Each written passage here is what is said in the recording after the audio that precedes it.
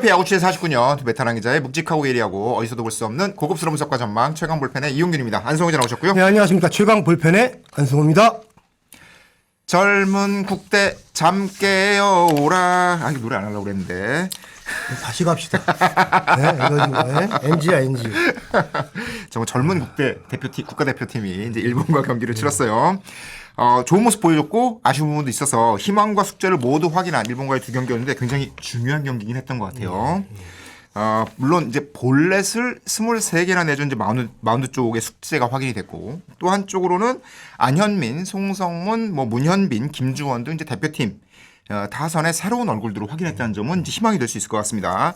일본과 친선 경기 두 경기 분석해 보고요. 본격적으로 열리는 스토브리그 FA 시장도 살펴보도록 하겠습니다. 네, 그렇습니다. 네. 보통 강팀하고 국제 무대에서 한번 붙고 나면은 결과가 어떻든 좋은 경험했다, 많이 배웠다고 하잖아요. 그렇죠. 그런 표현들이 의례적이고 좀 습관적으로 좀 만들어내는 것도 있잖아요. 그런데 이번에는 일본과 2연전이 네. 정말 값졌던 것 같습니다. 네, 하나는 일본 팀과 경기를 통해서 우리가 네. 우리 야구를 냉정히 객관화시킬 수 있는 시간이었던 것 같아요. 사실은 최근 2년 사이에 한국 야구의 인기가 굉장히 높아졌잖아요. 예. 그런 관심 속에서 선수들도 노력을 했겠지만 예. 과연 한국 야구의 수준이 이제 어느 정도 올라왔을까 맞습니다. 궁금했어요. 예, 근데 그거를 말씀하신 대로 예, 인기만큼 국제 무대에서 경쟁력이 있는 건가? 냉정히 궁금했던 객관화할 수 거고. 있었죠. 예, 그리고 국내 리그에서는 그 안에서는 네. 높이 차이가 크지 않았던 선수들이 있잖아요. 다 잘하는 것처럼 보였던. 예, 어느 네. 정도 좀 A 등급으로 보였던 선수들이 국제 무대에 서니까 그 일본전 강팀이잖아요. 그렇죠. 조금 플레이하고 결과가 다르게 나왔잖아요. 그런 점을 통해서 누가 국제 무대에서 쓸만한 좋은 카드인가 이거를 좀 가릴 수 있는 오디션이 됐다. 안 기자님 말씀대로 정말 냉정하게 객관화할 수 있는 기회가 되지 않았나. 예, 맞습니다. 싶은데. 무엇이 가장 커 보였나요, 이 기자는? 아무래도 아쉬운 점이 크죠. 이제 마운드 쪽에서 아쉬움이 남았는데 말씀하신 대로 다들 국내선 뛰어난 투수들인데 예. 마운드에 올라가서 실제 일본의 강타자를 상대해 보니까 조금 달라지는 것 같다. 1차전에서 볼넷 11개 나왔고 예. 2차전에서는 밀어내기 좀 쏘아지면서 볼넷이 12개나 나왔는데 물론 이제 ABS를 사용하지 않는다는 점 그리고 2차전에 특히 스트라이크 존 주고 왔다는 평가도 있었는데 이런 변수들도 있기는 하지만 그럼에도 일종의 투수들의 어떤 기술적 문제가 좀 있었던 게 아니냐. 맞습니다. 이런 평가들이 나옵니다. 예, 기본적으로 한일 야구의 차이는 투수 제구력에서 비롯돼요. 이거는 모두가 인정하고 이번 대회 그 한일전을 치르기 전에도 네. 예상했던 대목인데 보니까 존이 달랐어요. 다르죠. ABS와 사람 심판이 보는 네. 그 스트라이크 존 네모 자체가 크게 변화가 있었는데 그새 우리 네. 팬들, 한국 팬들은 KBO의 ABS에 익숙해졌나 봐요. 맞습니다. 저 정도면 스트라이크 아니야 그랬는데 네. 안 잡아주더라고요. 저도 보면서 움찔움찔했습니다. 예. 그런데 존이 달라졌다. 그걸 인지하고 그 다음에 투수가 공을 던질 때 거기에 빠르게 대응하는 레벨 차이가 좀 보였어요. 네. 예를 들어서 곽빈 선수, 네.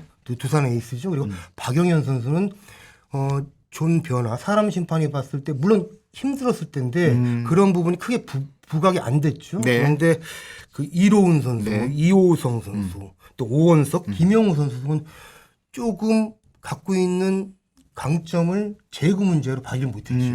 예, 그런 게 있습니다. 한일전 두 경기 이후에 네. 일본 야구 통일시기 또한 네. 불꽃 야구 김성규 감독님하고 통화를 해봤어요. 워낙 이제 잘 알고 계시죠. 네, 네. 거의 고정 출연하고 계신 것 같은데, 예, 주목할 게 이 말씀을 하시더라고요. 네. 2차전 같은 경우는 우리도 사사구를 많이 내줬지만 일본도 9개나 사사구를 허용했다. 좁긴 좁았어요. 예, 네. 그러니까 그 이틀간 그 주심 콜 때문에 우리 배터리들이 굉장히 어려웠을 것이라고 하더라고요. 그러니까 그 1차전 심판, 2차전 심판이 공통적으로 바깥쪽에 야박했어요. 원래 바깥쪽 잘 주지 않나요? 그러니까 메이저리그는 몸쪽은 박해도 네. 바깥쪽은 후하잖아요, 보통. 근데 너무 빡빡하게 오더라고요. 예전에 유현진 선수 다저스에 던질 때만 하더라도 네네네. 바깥쪽 제구하고 굉장히 타자를 요리를 했는데 이번 같은 경우는 반대였죠. 그런데 이들 심판들 좀 개인 특성일 수 있는데요. 네네. 보통 주심은 최대한 홈플레이트 중앙의 머리를 유지하고 볼을 보려고 하는 게 그게 기본이라고 합니다. 그래야 홈플레이트 위를 통과하는 걸 확인할 수 있겠죠. 양쪽을 볼 수 있죠. 예. 그런데 그 이번에 일본전에 나선 그 미국 심판들은 네네.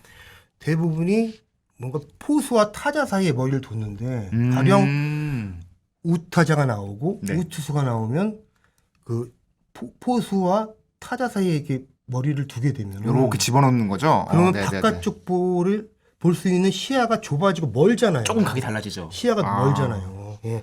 그러니까 바깥쪽 볼을 정확히 보기 힘들다. 두 주심이 조금 그 위치 선정 같은 게 좋지 않아 보였고 바깥쪽 볼을 덜 줄 수밖에 없는 그런 시선이었다는 그런 말씀을 하셨어요. 그리고 또 이 제가 드린 말씀을 체코가 네네. 두 경기 했잖아요. 네네. 좀 포털 사이트를 가 보면은 그뭐 하이라이트 영상이 있는데요. 비교해 보시면 나와요. 체코전 보면은 주심이 최대한 그 포수가 움직이지 않을 경우에 네. 그 머리와 같은 그 각도에서 위에서 보려고 노력을 합니다. 물론 이게 머리가 이렇게 안 보이기 때문에 바로 올릴 수는 없습니다. 그런데 네네네. 최대한 그게 거리를 좁혀두려고 하는 거죠. 홈플레이트 중심에서. 그렇죠. 그리고 첫날 주심이 화제였잖아요. 메이저리그 뭐 첫 여성 심판이었던 젠 파월. 네. 이분이 문현빈 타고 뭐 오심을 하는 결정적인 장면들이 이 동네하고 오심 수준이었어요, 사실은. 뭐 좀 그것도 아쉬웠어요. 있었는데 네. 김성훈 감독님 그 말씀은 요 파웰 주심이 네. 그날 보면은 투수가 발을 올릴 때 그 전에 이제 상체를 세우고 있다 그때 이제 숙인되는 거예요. 숙이는 동작이 살짝 늦는 거죠. 아무래도 움직임이 크고 네. 미리 자리를 잡고 있지 못하기 때문에 공을 따라갈 수 있겠네요. 볼을 보는 편차가 커질 수 있는 거죠. 근데 그런 부분에 대해서도 이제 지적을 하시더라고요. 누가 보더라도 이번에는 1, 2차전 특히 2차전은 볼 판정이 굉장히 야박했고 일본 투수들도 고전하는 모습이었습니다. 제구 좋은 일본 투수들도. 맞습니다. 예. 그러다 보니까 이제 아까도 초반에 말씀드렸지만 KBO ABS와 사람존이 확실히 좀 다르구나. 예. 이런 걸 다시 한번 확인할 수 있었는데 예. 과거에 보면 ABS 이전에 보면 심판의 스트라이크 존의 성향을 투수가 얼마나 빨리 파악해서 거기에 맞습니다. 적응하느냐. 이거 되게 중요한 기술이었잖아요. 예, 맞습니다. 국제 대회는 이런 능력도 좀 있어야 되겠다라는 생각이 들 예. 정도로 좀 다르더라고요. 많이 차이가 나더라고요. 네, 네. 저희가 딱 습관적으로 볼이 그 밑에 꽂히는 걸 보고 스트라이크 가다 그러다가 안 들잖아요. 움찔하죠. 네. 우리 그 포수들도 네.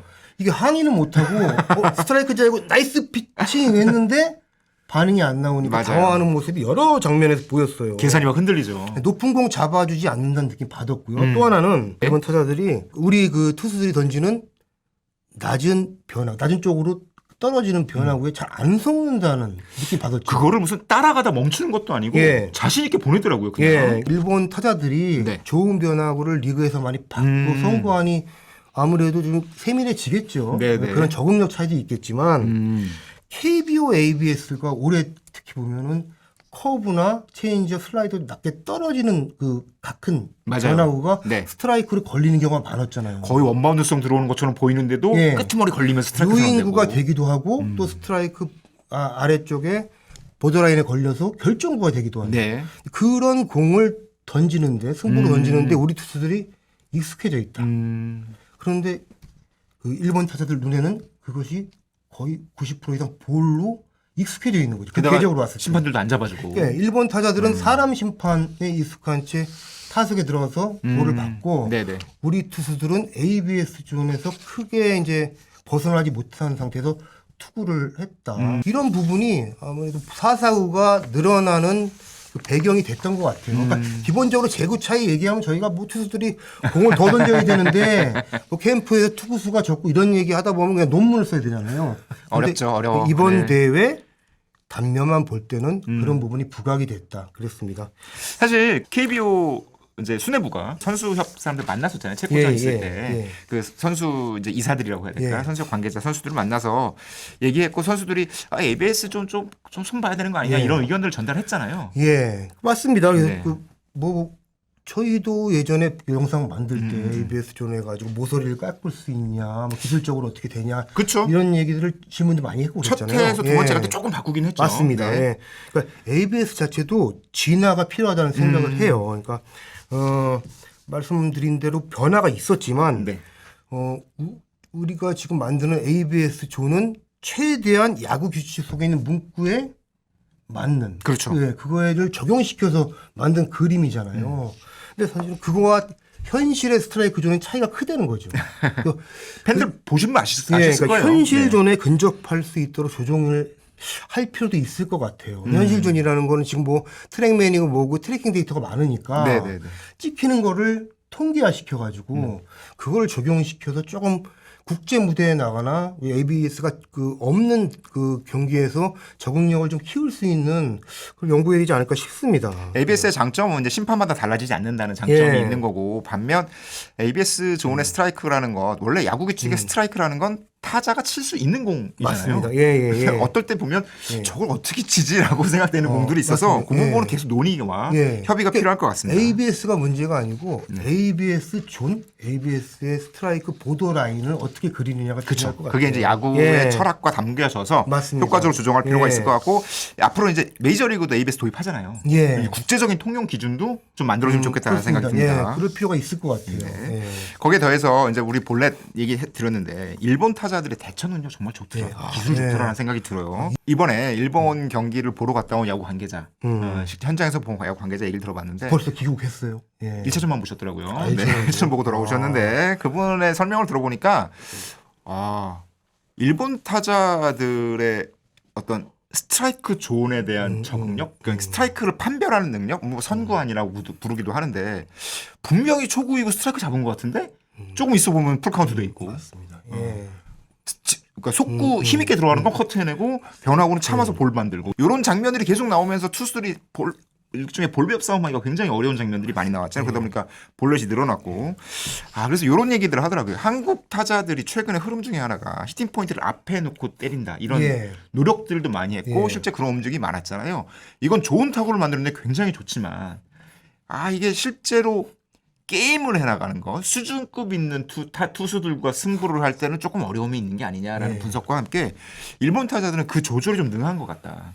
필요할 때 앞에서 때리고 좀 볼 카운트에 따라서 히팅 포인트를 뒤로 움직이는 이거를 왔다 갔다 하는 능력이 일종의 디테일로서 살아있는 것 같더라. 이런 얘기를 하더라고요. 그래서 결국은 초구이고 잘 잡아놓고도 어려운 공은 골라내고 뭐 네, 쉬운 커트, 공은 커트에다가, 커트하가 예. 아까도 말씀드렸듯이 맞습니다. 떨어지는 공 그냥 지나보냈잖아요. 뭐 맞습니다. 끌려나간 것도 아니고 예. 경기 순간순간 벌어지는 상황에 대한 대처 기술 예. 이런 것들이 확실히 일본이 낫다 이런 예. 평가를 했습니다. 맞습니다. 게다가 예. 우리 좀 ABS 자꾸 이제 ABS를 머릿속에 두다 보면 투수들이 공 던질 때 얼마나 ABS 좀 구석에 공을 던지는 데가 중요할 것 같지만 실제로는 타자와의 타이밍 싸움이잖아요. 그렇죠. 그런 거 예. 보면 일본 투수들 대부분이 이제 이중 킥킥 동작을 하고 예. 그 이중 킥킥 동작에서도 미묘하게 타이밍을 좀 흐트러뜨면서 던지는 장면들 이런 거 보니까 이런 어떤 세부적인 기술은 이런 경험을 통해서 우리도 빨리빨리 배워야겠다는 생각이 들더라고요. 맞습니다. 이게 뭐 타이밍 싸움을 하다 보면은 사실은 그 존 차이가 크게 뭐 부각이 안 되고 영향을 덜 받을 수 있잖아요. 그런 부분 같습니다. 예. 근데 이번 대회가 네.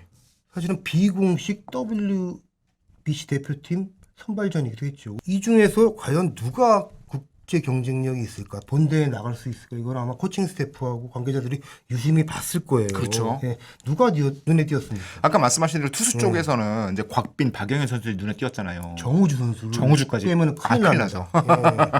정우 선수 포함해서 잡혀갑니다. 예. 조금 어려움을 겪었던 투수들이 있고 예. 역시 통하는구나 이런 투수들이 있었는데 야수 쪽에서도 눈에 띄는 선수들이 있더라고요. 예. 안현민. 야 파워가 정말 예, 맞습니다. 예. 1차전 홈런은 타구 속도가 110마일 나왔더라고요. 근육이 그날따라 더 돋보이더라고요. 유니폼, 그 대표팀 유니폼 딱 입은 거 보니까 네. 거의 레깅스를 입은 것처럼 막 무룩무룩한데요. 아니 이거는- 안현민 선수가 예. 경기 전 인터뷰에서 그런 얘기 했잖아요. 그 국가대표로 나서는 게 이제 거의 처음인데 예. 국제 무대에서 어떻게 되는지 좀 궁금하다 뭐 이런 식의 표현을 예. 했는데 통화는 확인했고요. 예, 그렇습니다. 또 잘한 선수 중에 한 명이 송성문 선수. 송성문 깜짝 놀랐는데 1차전에 이제 안현민 선수가 투런 홈런을 때리고 백투백 홈런을 때리잖아요. 예. 그때 상대 투수가 이제 모리오리라는 선수였는데 예. 이 선수가 투구 타이밍이 진짜 애매했어요. 예. 발 들어놓고 한번 흔들고 막 이렇게 던지는 건데 송성문 선수가 그거를 오른발을 높게 들지 않고 이 오른발 키킹할 때 예. 요걸 딱 드는 타이밍을 맞추면서 투수랑 이 발 크기로 타이밍을 맞추더라고요. 예, 맞습니다. 그러더니 초구이고 볼드하면 3구째 홈런 만드는데 야 송성문 선수도 이 국제 무대라는 경기 처음 보는 투수와의 승부에서 타이밍을 어떻게 잡는지를 아는 선수구나. 맞습니다. 굉장히 인상 깊은 장면이었어요. 네, 송성문 선수가 네. 이 정도 레벨이구나 이거를 확인시킨 대회였던 것 같아요. 그러니까 그래서 메이저리그 스카우트들도 관심이 많다고 예, 전해지고 그리고 있어요. 홈런 치는 장면 보면 스윙이 너무너무 예뻤고요. 네. 예, 그리고 또 2차전에서 적시타 칠 때 일본 타자들처럼 타이밍을 뺏겼는데 1, 2간으로 맞아요. 뚫잖아요. 그게 어떻게 보면 타격 기술이고 뭔가 배트 컨트롤할 수 있는 능력인데 대처 능력. 예, 네. 그게 그래서 그 유지영 감독이 송성문 선수를 3번 타순에 놓고 1번전을 치렀구나 이런 생각이 들더라고요. 사실은 이번 대회 저는 타순도 굉장히 궁금했어요. 오랫동안 대표팀에 있던 선수들이 지금 합류를 안 했잖아요. 그렇죠. 빠져있는 상태죠. 3번 송성문, 2번 안현민이었는데 네네. 요 라인이 굉장히 아름다웠다. 예. 뭐 저기죠 안송 안송. 네. 예, 이런 거 하지 말라고 얘기하려는데 제가 해버리네요. 예. 안송 탕면은 아니고요. 예.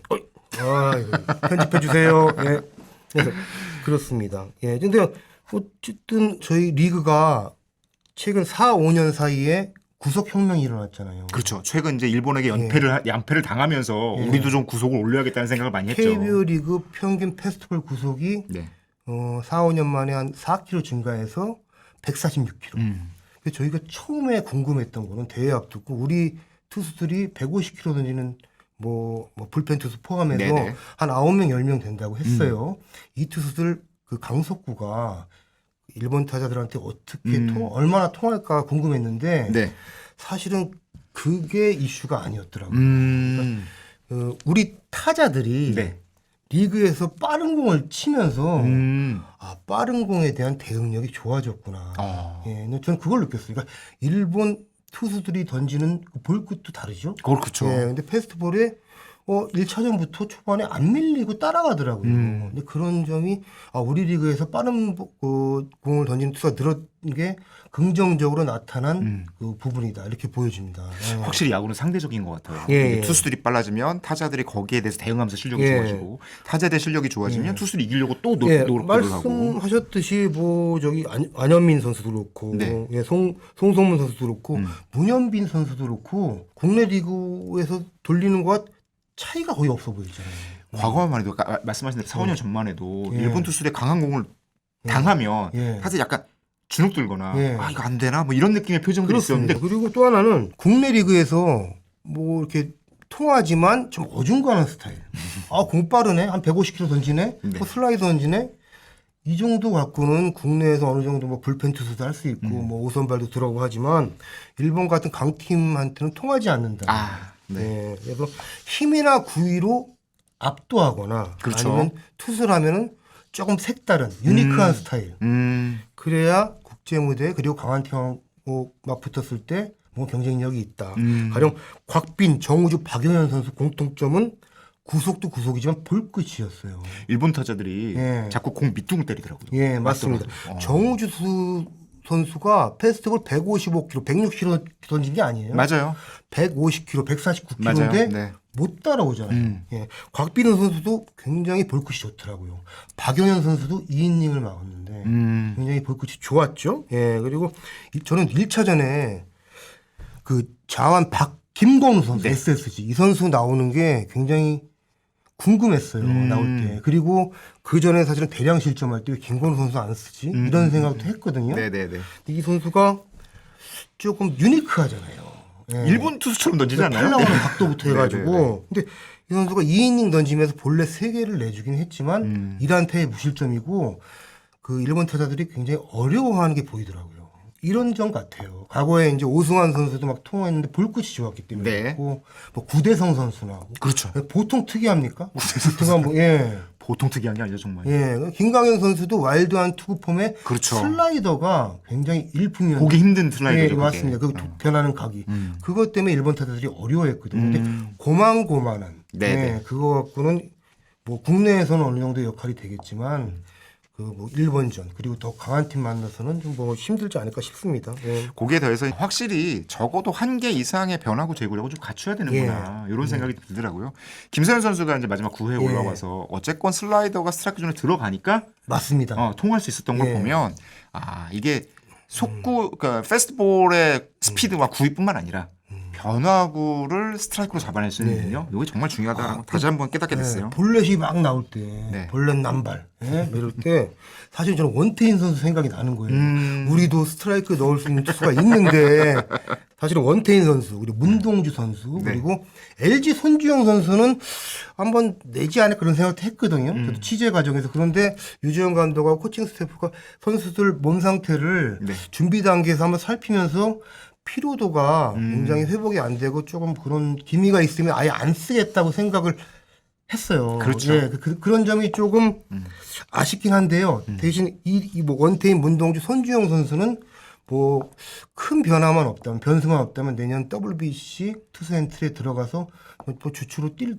자원들 아닌가 싶습니다. 피로도로 체크한 거는 뭐 당연히 해야 될 일이고 예. 다만 이제 팬들 입장에서 아쉬운 건 예. 이 선수들이 일본 타자랑 어떤 승부를 보일까 좀 궁금했거든요. 맞습니다. 그리고요, 사실은 그 대표팀 스태프도 손주영 선수를 많이 주목했어요. 제가 유력한 일본전 선발 네, 후보잖아요. 지난번 네. 영상에서 정우주 선수랑 손주영 선수가 그 굉장히 볼끝이 좋다. 그래서 일본 타자들한테 패스트볼이 얼마나 통할지 궁금하다고 했는데 손주영 선수 패스트볼도 굉장히 특이하거든요. 그렇죠. 손주영 선수 그때 저랑 인터뷰할 때는 네. 눈빛으로 강한 그 항일 의지 보였는데 봉 의사에 이어서 그러니까 네. 그 의지가 아니었고 저 안 나가요 이거를 얘기하려다 못한 거 아닌가 싶기도 하고 나중에 물어봐야겠습니다. 그 눈빛의 의미는 뭐였냐. 궁금하긴 합니다. 이제 봉준근 의사 봉준근에 이어 네. 의사 손준영 한번 WBC 나올지 살펴보도록 하고요. 대표팀 이제 이 정도 정리를 하는데 대표팀에 이제 FA 박혜미 선수도 있긴 했는데 왜 대표팀에 가 있는 나를 도 그렇게 시끄럽냐 뭐 이런 얘기들 나오긴 하지만 국내에서 이제 FA로 슬슬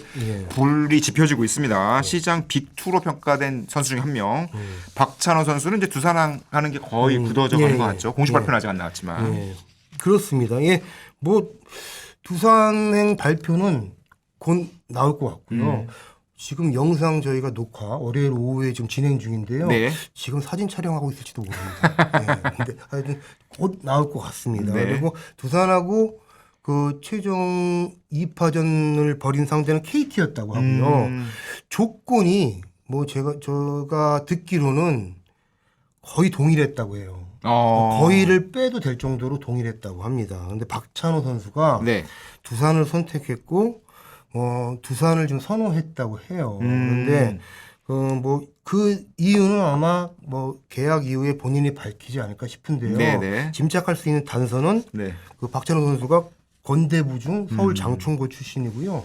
서울 신답초등학교 나왔는데 어렸을 때 어떤 팀을 좋아했을까 이런 생각도 이제 들더라고요. 예, 예. 그리고 혹시 그 박찬호 선수 방에 가보면은 뭐 예전에 두산 두목곰인가요? 김동주 선수, 네. 홍성훈 선수 사인볼이 있을지도 모릅니다. 그 나이 때죠? 네. 고를 때죠. 예, 네. 그렇습니다. 근데 하여튼 두산이고 KT가 이번 시장에 구단 중에는 빅2입니다. 예, 그리고 그 흐름이 조금 더 가기도 할 수 있다. 이런 말씀 드립니다. 그 흐름이 더 간다는 거는 예. KT가 박찬호를 지금 놓칠 가능성이 높지만 예. 그럼에도 불구하고 그러면 다른 선수 영입을 예. 좀 움직일 거고 예. 두산 역시 박찬호랑 일단 원픽을 하나 잡긴 했지만 예. 남은 선수들도 또 접촉할 예, 수 있다. 맞습니다. 이런 흐름이란 말씀이신 예. 거죠? 예. 얼마 전에 네. LG 차명석 단장이 네. 또 야구계 빅마우스시잖아요. 예. 한 채널에, 네. 한 유명 채널에 저희 그 업계 선배가 진행하시죠. 이분 출연해서 네. 박혜민, 김현수 선수 등 두고 뭐 좀 말씀을 하시면서 의외의 구단이 있다. 이 선수들의 관심이 있는 이런 뉘앙스의 얘기를 하신 모양이에요. 근데 뭐 KT가 아닌가 싶어요. 예, 그리고 김현수 박혜민을 노리는 팀도 예, 예, 그러지 않을까 싶습니다. 네네. 물론 팀별 김현수, 박혜민 해서 조금 이렇게 KT가 뭐 갖고 있는 생각에 어쨌든 그 밀도 그리고 뭐 어느 정도 중요도 차이는 있을 수 있는데 네. 물론 KT가 구도에 있다. 영입적 구도에 있는 것 같고요. 바이오로 지금 예, 올라 있는 거군요. KT는 내부 FA 중에 강백호 이슈가 있잖아요. 그렇죠. 근데 강백호 선수는 그 미국으로 건너와서 쇼케이스를 한 다음에 뭐 미국행이 모두 극적으로 타결되거나 네, 뭐 조금 네, 네. 몸값을 낮추더라도 악조건에도 미국에서 한번 도전해보겠다 그러면 남는 거고 그렇지 않을 경우에는 돌아와서 그렇죠. 뭔가 잔류했을 경우 어느 팀에 가고 뭐 KT 잔류가 1순위겠지만요. 뭐 그런 움직임을 보일 거 아니에요. 근데 포스팅 아니고 네. FA니까 좀 자유롭죠. 그래도 뭐 어떤 차명숙 단장 입장에서는 김현수 선수, 박희민 선수 다 잡아야 돼요. 그렇죠. 그렇기 위해서는 그 강백호 선수가 KT 잔류를 해서 KT의 스토리부 예산을 대폭 줄여놨으면 하는 바람을 갖고 있지 않을까 이런 생각을 하게 됩니다. 강백호 미국 안 갔으면 예, 뭐 예. 이런 바람이 살짝 있는 예, 거고요. 뭐 네. 야구인 선배로 가는 걸 응원할 때 이번 경우는 좀 다르지 않을까. 물론 제가 뭐 속마음을 정확히 제가 뭐 들여다 꺼내 볼 수는 없습니다. 그리고 두산도 상황 보면서 한 번 더 움직일 것 같아요. 일단 KT 말씀하셨잖아요. 예. KT 그러면 강백호를 잡기 위한 예산을 준비를 하고 예. 그거를 강백호 결정하지 않은 상태에서 일단 박찬호한테 질렀다는 거잖아요. 그러겠죠. 그런 가능성이 있는 거잖아요. 그러면 아니죠 돈은 좀 이만큼 있는 거다라고 질렀다는 표현은 싫어할 수 있어요. 제안을 했다. 예, 제안했다. 이렇게 해주세요. 예. 이런 상황인 거고 예. 두산 역시 말씀하신 대로 박찬호 영입을 한 가운데 더 움직일 수도 있다는 거잖아요. 그렇죠. 예, 일단은 오. 뭐 하나는 잡아놓고 네. 일단은 뭐 고스톱판이면은 3점 일단 확보해놓고 한 번 더 고 가는 거죠. 고 예. 일단 유격수 하나 채웠고 예, 쌍피가 보이면은 먹고 가서 한 번 더 피박까지 씌운다. 손에 들고 있는 게 있으면 좋은 패가 있으면 잘못하면 KT가 피박됩니다. 예. 하여튼간에 예, 그렇습니다. 예. 근데 이 두산이 네. 그 이용기 기자도 뭐 두산 스토리 잘 알지만요. 그 내야수를 FA로 영입한 적이 한 번도 없어요. 그렇죠. 예. 네. 그러니까 워낙에 잘 자라나기도 했고 예. 포함해서 두산은 내야수고 야수 전체 그 야수를 키워서 전체 리그에 공급을 하면 공급했죠. 예. 데려오진 않았답니다. 비싼 돈 주고요. 트레이드 아니면은 뭐 예, 다른 건 없었어요. 뭐 주요 FA 외부에서 영입한 사례를 보면은 2015년에 장원준 선수, 자완 그렇죠. 에이스죠. 아주 성공적인 장기 영입이었죠. 계약했고 또 홍성훈 선수 그리고 또 한 명 양의지 선수. 그 FA로 떠났다가 집 나간 아들을 돌아와라. 예, 이럴 경우에 그 도로 유턴시켰을 때 투자를 했지. 네네. 뭐 내야수 하나를 내부에서 키우면 키웠지. 음. 이게 뭐 불러들이지 않았던 거고 거금 투자한 거잖아요. 그렇죠. 지금 4년 80억 선으로 계약을 할 것 같은데 예, 조금 차이는 있을 수 있지만요. 그런 거죠. 그러니까 그만큼 두산이 성적 내년 시즌 성적 순위에 간절하구나 이런 생각이 들고요. 두산은 내년에 윈나우로 바로 승부를 건다. 그러면은 한 명 정도는 더 추가로 영입하기 위해서 지금 시장을 볼 것 같습니다. 근데 언급하신 대로 과거 두산의 이제 투자 그 사례들을 보면 홍성은 양의지처럼 집 떠났던 아들을 다시 부르는 패턴. 예. 그러면 떠오르는 인물은 김현수라고 생각할 수 있는데 뭐 예. 아직까지 구체적으로 누가 될지는 모르겠지만 김현수 서리에 나오기는 하고 있죠. 예. 또 어떻게 움직일지는 모르겠지만 예. 야 두산의 스토브리그 움직임 굉장히 주목받고 있습니다. 그거 좀 지켜봐야 될 것 같습니다. 네. 누군지는 봐야 될 것 같습니다. 시장 상황에 따라 좀 변화가 있을 테고요. 예, 그렇습니다. 실제로 이제 KT가 어떻게 움직이냐도 그 두산의 다음 무브에 영향을 미칠 것 같고. 예. 그리고 사실은 이번 그 스토브리그에서 네. 뭐 여러 구단이 관심이었는데 롯데가 김태형 감독 취재 이후에 2년 연속 가을 야구 진짜 실패합니다. 맞아요. 이번 시즌 그 스토브리그의 FA 시장에 그 뭐 고객으로 나올까 안 나올까 궁금했는데 지금 봐서는 뭔가 움직임이 감지가 안 돼요. 움직임이 좀 둔하다라는 예. 평가들이 많습니다. 많이 둔합니다. 김태형 감독의 취임 이후에 예. 사실 그 이전에 FA 영입들은 좀 있었는데 김태형 감독 취임 이후에는 사실 아주 빅무브가 없었거든요. 예, 예. 이런 걸로 고려하면 이번에는 좀 움직이지 않을까? 어쨌건 좀 보여줬고 여기에 어떤 전력을 FA로 얹으면 좀 가능하지 않을까라는 생각에서 롯데의 움직임이 많이 기대가 됐고 실제로 여러 가지 소문이 돌았는데 이제 야구계 흐름에 익숙한 이제 다른 구단의 고위 관계자 들어봤더니 롯데가 좀 잘 못 움직이는 것 같다. 예. 이런 얘기를 하더라고요. 사실 그 지난번 저희 녹화 때 들렀던 것만 하더라도 롯데의 모기업 사정이 썩 좋지는 않지만 그때 야구단과는 좀 별개로 움직일 수 있는 여지가 있지 않겠냐 그랬는데 그 부분도 조금 상당히 좀 부담스러운 상황이다. 예. 이런 예. 얘기들이 좀 들리는 것 같아요. 예, 그렇군요. 그래서 예. 롯데가 이런 어떤 빅무브 말씀하신 대로 이제 김현수, 박혜민, 박찬호, 강백호로 이어지는 이 움직임에 동참하기는 조금 어려운 거 아니냐라는 설들이 지배적으로 좀 흐르고 있고요. 다만 이제 그런 얘기는 하더라고요. 이제 박찬호가 발표되고 나면 아직 공식 발표가 안 났잖아요. 네. 박찬호 발표되고 나면 빅 무브들이 연속적으로 좀 나오지 않겠냐? 빠른 결정 이후에 차곡차곡 행선지들이 정해지지 않겠냐? 이런 얘기들이 좀 나오고 있습니다. 이제 김현수, 박혜민 선수가 주목받고 있는 가운데 강백호 선수는 이제 미국 가 있으니까 조금 시간이 걸릴 거고. 다만 이런 전망을 하더라고요. 이제 그 FA들이 여러 있는데 FA 대상자 중에 불펜 투수들의 인기는 조금 떨어진 것 같다. 이런 시장 상황을 전망하더라고요. 아무래도 아시아 쿼터가 새로 도입되는 영향이 큰데 아시아 쿼터 발표된 팀들이 다 투수를 뽑았잖아요. 이 선수들을 불펜으로 쓸 가능성이 높고 그렇다 보면 팀들의 어떤 그 FA 영입 우선순위는 불펜을 좀 빼두고 나머지부터 움직일 것 같다라고 하면서 선발 가능 투수들의 인기가 이번 주 다음 주쯤에 좀 급격하게 나오지 않겠냐? 이런 시장 전망을 하는 분 얘기를 들었습니다. 예, 조금 더 한 주 정도 지켜보면은 좀 판도 변화가 있을 수 있겠네요. 네, 이제 발표가 좀 연달아 날 수도 있고 이번 주 다음 주가 좀 뜨거워질 것 같다는 얘기 나오더라고요. 그렇습니다. 예. 그리고 그 저희가 지난번 영상이죠. 그래서 박찬호 선수 FA 계약 총액 뭐 100억 원 근접할 수 있다. 뭐 그런 얘기가 돈다. 구단들이 뭐 그래서 부인도 긍정도 안 한다. 그래서 굉장히 조금 그 치열한 것 같다. 영입전이 그런 말씀을 드렸는데 일단은 그 박찬호 선수는 4년 계약입니다. 어떻게 발표를 어떤 내용을 할지 모르겠는데요. 그렇게 알고 있고요. 근데 5년이나 6년 계약을 했으면은 뭐 4년 계약이라는 게 4년에 80억이라면은 그 연당 20억이잖아요. 그렇죠. 그럼 5년 6억이면 그냥 100억 근접하는 건데 구단들이 이런 얘기를 하더라고요. 이게 FA 계약도 그 접근법에 유행이 있대요. 몇 년 전에는 뭐 4+2, 맞아, 4 그런 거 말했죠. 2+2, 뭐 3+3 이런 건 없죠. 뭐 옵트아웃도 생기고 막 그랬잖아요. 예, 그런데 뭐 허경민 선수도 두산에서 KT 갈 때 4+3이었는데 플러스 3을 포기하고 가는 거잖아요. 그런데 최근에는 4년 계약 뭐 그냥 하고 왜냐하면은 지금 뭐 박찬호 선수도 95년생이니까 이제 막 30. 그렇죠. 그러니까 30대 중반이 넘어도 조금 기량하고 경쟁력만 있으면은 FA 계약을 유연하게 할 수 있는 여지가 있고 서로 간에 이렇게 부담을 주지 않고 그냥 주어진 그 4년 계약 내에서 서로 윈윈하는 계약을 하는 분위기 이런 또 흐름이래요. 예, 그러니까 뭐 해석하기 나름이고 구단별 좀 이렇게 생각 차는 있겠지만, 박찬호 선수는 사실 조금 나이대로 봐면 선수 입장에서 5년, 6년 계약을 원하지 않았을까 싶기도 했는데 결과적으로는 그렇지 않은 쪽으로 좀 뭐 귀결이 됐다. 예. 그런 계산은 가능하겠네요. 그 4+2를 하면 이 플러스 2에 대한 계약금 따로 못 받잖아요. 근데 4년을 끊고 4년 뒤에 다시 FA가 되면 계약금 한 번 더 받을 거 아니에요.